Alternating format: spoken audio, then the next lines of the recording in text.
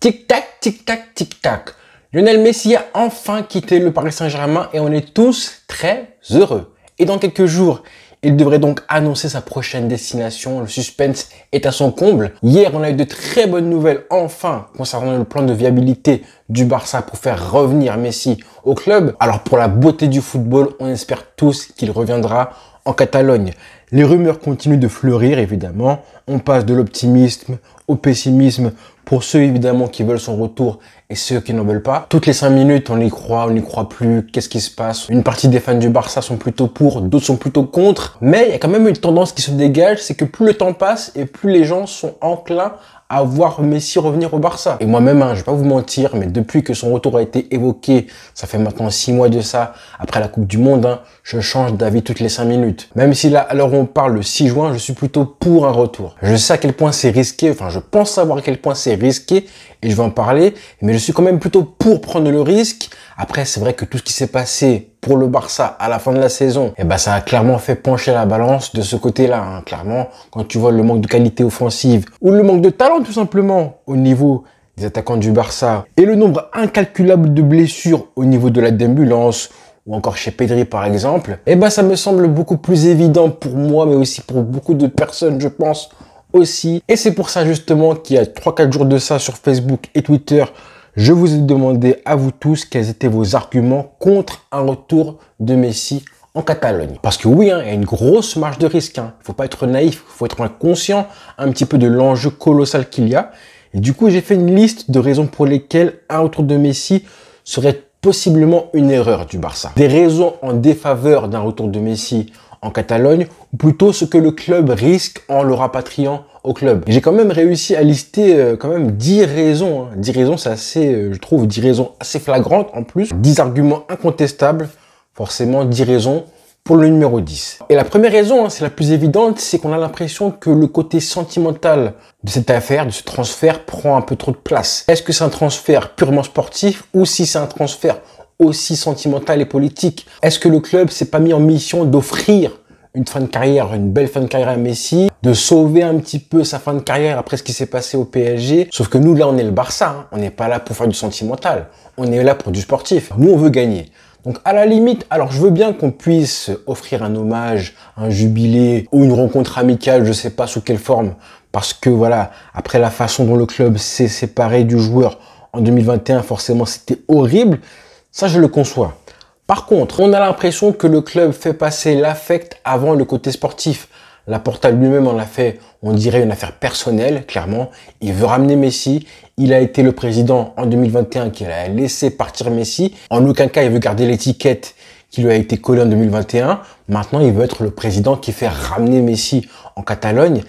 Ça fait un petit peu affaire personnelle. Là, on voit justement qu'on n'est pas dans du sportif, mais dans du politique et même dans du romantisme. Et ça me dérange. Ensuite, la deuxième raison, c'est que là, honnêtement, on ne va pas se leurrer, mais bon, faire un projet sportif autour d'un joueur de 36 ans qui est supposé rester 2 ans grand maximum, refaire une équipe autour d'un joueur de 36 ans sur le déclin en plus. Encore une fois, ce n'est pas du tout logique. On l'a vu ça récemment en 2021 quand Manchester United a essayé de faire un projet, un mini-projet autour de CR7. Alors vous allez me dire, c'est pas CR7, c'est Messi cette fois-ci. C'est vrai aussi, mais quand même si c'est Messi, ça reste très très risqué. Alors Xavi, il est prêt à prendre le risque. Mais ça me fait penser un petit peu à ce que je vois au PSG par exemple, quand je vois les dirigeants du Paris Saint-Germain qui cèdent à tous les caprices de Mbappé, qui offrent même le brassard alors qu'il y a des joueurs qui sont expérimentés comme Marquinhos, qui sont là depuis bien longtemps avant lui, qui s'apprêtent même à faire un mercato autour de lui, à virer des joueurs. Tout ça pour un joueur qui va partir en juin 2024. J'ai peur que le Barça se dirige vers le même type de projet. En tout cas, ça y ressemble pas mal en tout cas. Et quand on sait à quel point les dirigeants du PSG font n'importe quoi avec leur projet sportif, on peut quand même avoir un petit peu peur de constater que le projet du Barça peut ressembler sur certains points à celui du PSG. Et j'ai pas forcément envie de ça non plus. Le troisième point négatif d'un retour de Messi au Barça, c'est qu'il faut se dire une chose là. C'est que si Messi revient, tout le travail qui a été fait depuis 2 ans, la phase de reconstruction, la phase de transition aussi, tout ce travail-là, il va être mis en stand-by sur pause, d'accord? C'est terminé. L'apprentissage de la vie sans Messi, qui a été initié depuis 2021 avec Ronald Koeman, puis ensuite poursuivi de belle façon quand même, de belle manière par Xavi, et bah tout ça, hein, ça va être mis entre parenthèses. Rapatrier Messi, ça revient à dire, en gros à l'effectif, et même aux fans et à tout le club, ça revient à dire, en gros, tout ce qu'on a fait depuis 2 ans pour apprendre à vivre sans Messi, et ben tout ça là, on le met entre parenthèses, on arrête tout, on fait revenir Messi, et il faut que tout de suite on soit performant avec Messi et qu'on vise les sommets pour réussir à gagner des gros trophées, la Ligue des Champions d'ici 2 ans, lors des 2 saisons où Messi restera au Barça. Ce sera ça le message. Ce sera donc du coup plus de progression pas à pas, où le Barça et Xavi faisaient les choses petit à petit. Là, c'est terminé. On voudra des choses impérativement et rapidement. Là, on n'est plus dans une phase de recherche de reconstruction.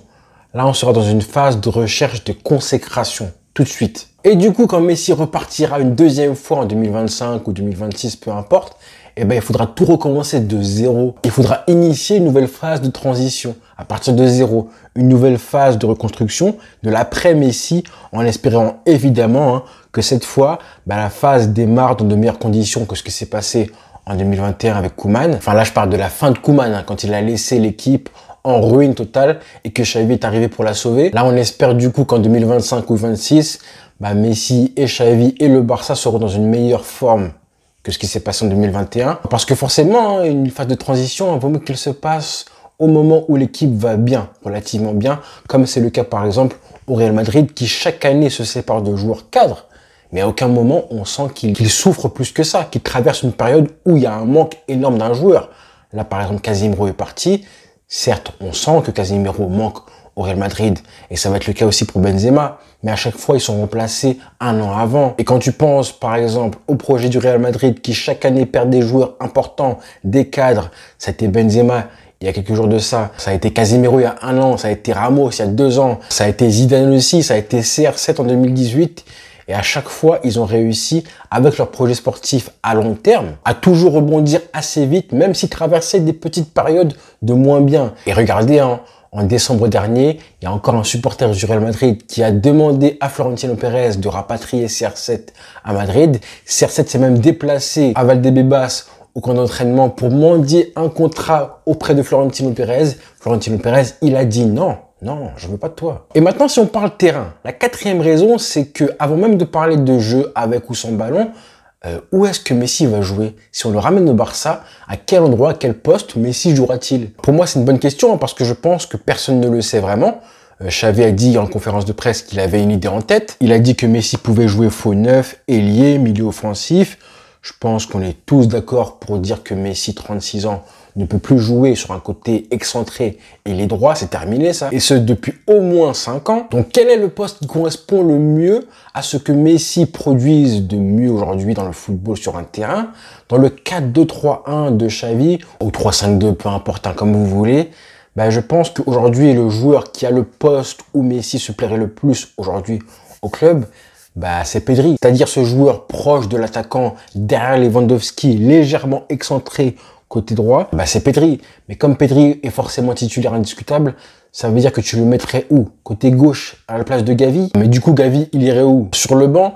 Mais tu veux aussi ramener le meilleur joueur du monde actuellement ces dernières semaines, à savoir Gundogan. Donc, où tu le mets, lui? Où tu le mets? Parce qu'un milieu de terrain avec Gundogan et Frenkie de Jong, pourquoi pas? Et j'ai envie de dire pas forcément, parce que Gundogan, c'est un milieu offensif, c'est pas un numéro 6. Sachant que Xavi a dit que la priorité du mercato, c'est Messi, mais c'est aussi ramener un numéro 6.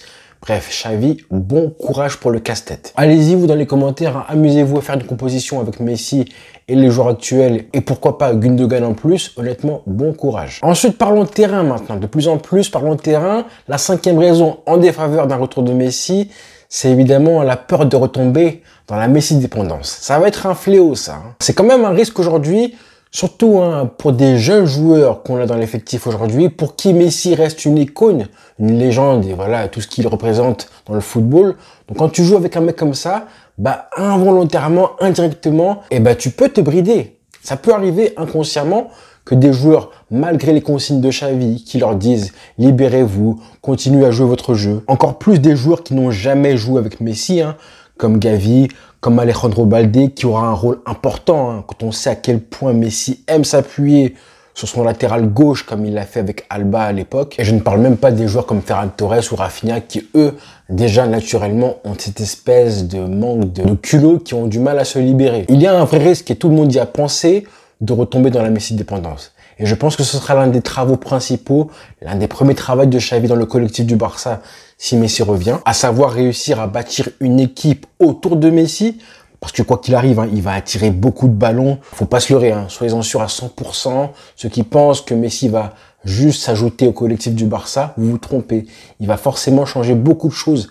Rien que sa présence, c'est normal. Donc réussir à bâtir une équipe autour de Messi sans pour autant retomber dans la Messi-dépendance. Ensuite, 6e raison en défaveur de son retour. Là, je parlerai du jeu sans ballon cette fois-ci. C'est évidemment comment défendre avec Messi. Qu'est-ce qui se passera si justement la présence de Messi bouleverse complètement l'équilibre du collectif de Xavi? Cette saison et depuis l'arrivée de Xavi, le Barça a retrouvé un excellent pressing. Ça, faut le noter. Je rappelle que cette saison, le Barça était la 2e équipe des 5 grands championnats à récupérer le ballon le plus haut sur le terrain, derrière évidemment Manchester City. Et là, on est sur le point de ramener un joueur qui va bouleverser forcément tout ça à lui tout seul. Parce que s'il y en a beaucoup qui pensent qu'on va revoir un espèce de Barça hybride et un Messi en mode Coupe du Monde 2022 comme il a été avec l'Argentine, c'est compliqué. Moi, j'y crois pas trop parce que la Coupe du Monde, c'est 7 matchs en un mois. Tu donnes tout sur une période très courte. Et en Argentine, il avait des chiens sur le terrain et le système était fait pour combler ce manque de pressing défensif de Messi. En sélection, il a Rodrigo De Paul qui se sacrifie clairement pour lui comme un vrai garde du corps. Pareil pour Enzo Fernandez. Et il a aussi Julián Alvarez. Julián Alvarez, le cadeau du ciel qui est tombé sur l'Argentine. Le mec qui multiplie les efforts volontiers à volonté. Clairement, le mec qui fait le pressing à lui tout seul. L'attaquant qui multiplie le plus les courses comme s'il avait 3 poumons, un chien de la casse ce mec-là. Il pue la grinta ce joueur-là, comme évidemment tous les joueurs argentins du collectif de Scaloni. Mais là au Barça, ça va être Lewandowski qui a 35 ans bientôt. C'est pas un joueur qui court beaucoup, même s'il presse bien Lewandowski grâce aux consignes de Xavi. Et le seul dans l'équipe qui pourrait remplir un petit peu la fonction de garde du corps de Messi, c'est Gavi aujourd'hui. Mais si tu demandes ça aux jeunes de 18 ans, ça dénature totalement le jeu du Barça et on risque de retomber dans une équipe coupée en deux avec Lewandowski et Messi devant et les autres qui se mettent un petit peu à défendre pour tous en fait. Un peu comme le Barça de Valverde en 2018, 2019, 2020 à la fin et on a vu comment ça a terminé avec Suarez et Messi, deux trentenaires qui n'avaient plus de coffre et qui ne défendaient presque pas et puis un milieu de terrain composé de 4 bétonneurs, 4 Rottweiler, ou encore tout simplement ce qu'on a vu cette saison au PSG. Avec Mbappé et Messi, évidemment. Alors quand Neymar était là, c'est encore pire que ça. Mais Mbappé et Messi, et derrière des milieux de terrain qui étaient complètement inutiles. On ne veut pas un Barça en mode PSG de Galtier et Pochettino. Non merci. Donc là, faut peser le pour et le contre. Est-ce qu'on est prêt à faire revenir Messi? Ça veut dire abandonner un petit peu de rigueur défensive du Barça, de ce qu'on a vu cette saison avec vraiment une défense très performante. Est-ce que Messi en vaut la chandelle? Est-ce qu'on est prêt à gagner un petit peu de talent individuel en attaque? Tout ça pour perdre pas mal d'équilibre et de rigueur défensive. Est-ce que ça vaut la peine de ramener Messi pour ça? Ensuite, la 7e raison, elle est un petit peu urgente, c'est que le mercato d'été arrive. Et pour moi, c'est une vraie raison parce que si jamais l'arrivée de Messi bloque le mercato d'été, là, par contre, il y a des questions à se poser. Ça, honnêtement, pour moi, c'est un vrai argument valable pour tous ceux qui ne sont pas pour un retour de Messi. Exemple tout bête, très concret et tout frais. Hier, par exemple, Tony Juan Martí, journaliste pour le quotidien Sport, celui qui a dévoilé l'information de la réunion entre Laporta et Jorge Messi, Georges Messi, qui a aussi dévoilé quelques heures plus tard que si le Barça rapatriait Messi, ça allait être compliqué pour faire venir du coup Gundogan. Et ça, c'est un vrai problème parce que ramener Messi, c'est bien beau, mais il faut savoir aussi faire une équipe pour un petit peu combler les lacunes, réussir à l'entourer pour éviter la Messi-dépendance, qu'il ne soit pas le seul pouvoir créatif de l'équipe, même si Pedri est là aussi et Frenkie non plus. C'est pas n'importe qui, mais il faut un vrai mercato. On se souvient par exemple du choix que le Barça devait faire selon les rumeurs mercato, à savoir Bernardo Silva ou Messi, forcément pas les deux en même temps, mais il y avait beaucoup de personnes qui préféraient voir Bernardo Silva 28 ans à son prime plutôt que Messi 36 ans sur le déclin. Et ça se comprend. On sait que le Barça vise un gros mercato, mais est-ce que le Barça pourrait se permettre aux yeux de la Liga de rapatrier Messi, enregistrer les prolongations de Gavi, Araujo, Balde, Marcos Alonso, Sergio Roberto, enregistrer aussi Inigo Martinez, puis faire venir un numéro 6 qui reste la priorité de Xavi? bah, ça fait beaucoup. Sans oublier évidemment Gundogan, même si là ça paraît compromis. En tout cas, Laporta et Xavi ont dit que la priorité numéro 1, comme je disais, là, Laporta, il a dit j'en fais une affaire personnelle. Il a carrément invité le père de Messi chez lui. Il veut ramener Messi d'abord, ensuite en numéro 6. On verra vraiment le mercato. Hein. Mais bon, si on se retrouve avec un effectif pareil, d'accord, juste Messi en plus, et le même effectif au 31 août prochain, honnêtement, ce sera inquiétant. La 8e raison, et c'est un argument qui revient souvent, et j'ai un petit peu envie d'en parler, c'est la progression des joueurs qui va être freinée à cause de la présence de Messi ou pas. Mais de quel joueur on parle là? Est-ce qu'on parle de Dembélé, d'Ansu Fati, de Rafinha, de Ferran Torres? Je ne sais pas trop. Ferran Torres, hein, je rappelle, qui disait que son meilleur côté c'était jouer à droite. Hein. Mais j'ai envie de dire hein, que tous ces joueurs-là, il n'y en a aucun qui progresse en fait. On va enlever Rafinha qui lui est arrivé il y a un an de ça, qui montre certes moins de choses qu'à Leeds, mais bon, pour l'instant, on peut juste mettre ça sur le dos du fait qu'il est arrivé il y a un an seulement. On verra l'année prochaine. Alors, ça reste un risque, hein, mais je pense que ça n'arrivera pas. Tout simplement parce que je pense que c'est l'inverse qui se produira, à savoir Messi qui va bonifier les joueurs en général. Donc, c'est un risque, ça peut arriver. C'est déjà arrivé que des joueurs jouent moins à cause de la présence de Messi, comme Dybala en sélection, ou encore Griezmann au Barça, qui avait un profil similaire. Enfin, tous les deux ont un profil similaire à Messi, mais il n'y a aucun joueur similaire à Messi. Donc bon, à voir. Le vrai risque, hein, c'est que des joueurs comme Rafinha ou Ousmane Dembélé jouent beaucoup moins parce que Messi est revenu. Alors Dembélé, il peut jouer à gauche un peu partout, il n'y a pas de problème avec ça. Et Rafinha, s'il ne progresse pas à cause de Messi, bah, je pense que c'est pas une grosse perte pour le club, honnêtement. Parce que je pense qu'il est déjà un joueur confirmé et qu'il est déjà presque à son prime ou déjà à son prime, Rafinha, tout simplement. Ensuite, 9e et avant-dernier point, c'est que je pense qu'il y a un risque que Messi se sente pas forcément super bien à l'aise au Barça en revenant. Forcément, il laisse un vestiaire qui est différent de celui qu'il a quitté. Et on sait que c'est un joueur qui a besoin d'avoir des proches, des amis dans le vestiaire pour être apaisé. C'est d'ailleurs une des raisons, hein, je pense, qui l'ont poussé vers le PSG en 2021 parce qu'il savait qu'il allait retrouver Neymar, Di Maria, Paredes, entre autres, hein, ce qui allait lui permettre ensuite de ne pas se sentir trop seul après un départ ultra traumatisant du Barça en 2021. Et on l'a vu aussi récemment lors des derniers mois avec Verratti. Mais là, s'il revient au Barça, hein, il va retrouver une équipe hyper jeune qui n'a rien à voir avec ce qu'il a laissé il y a 2 ans, avec des joueurs qui ne sont absolument pas de sa génération, Gavi 2004, Pedri 2002, Baldé 2003, lui c'est un 87. Et ses potes Jordi Alba et Sergio Busquets sont partis. Et d'ailleurs, tout le monde pensait que si ces deux joueurs partaient du club, c'était justement parce que Messi allait les rejoindre en Arabie Saoudite. Ce qui au passage reste très plausible, hein. C'est possible même que ça arrive pour ça. Mais du coup, là aujourd'hui, la qui va un petit peu faciliter la réintégration de Messi dans le vestiaire du Barça. Qui? Sergio Roberto, Xavi, bon courage. Et 10e et dernier point, c'est que il y a un dicton qui dit qu'il ne faut jamais se remettre avec ses ex. Et là, c'est risqué quand même parce qu'on n'a jamais vu un cas où ça s'est bien passé quand un joueur repartait de son club. Jamais de la vie. Moi, j'ai en tête des exemples comme Shevchenko ou encore Kaka au Milan AC. Dans 99% des cas, ça se passe mal quand un joueur repart dans son club. Et la plus belle histoire d'amour d'un grand joueur qui repart dans son club de cœur de toujours, c'est évidemment Thierry Henry en 2012, hein, quand il avait marqué ce but légendaire face à Leeds au bout de 10 minutes après son entrée de jeu. Mais pour le reste, hein, honnêtement, hein, pas grand chose à se mettre sous la dent, pas d'histoire très belle ensuite.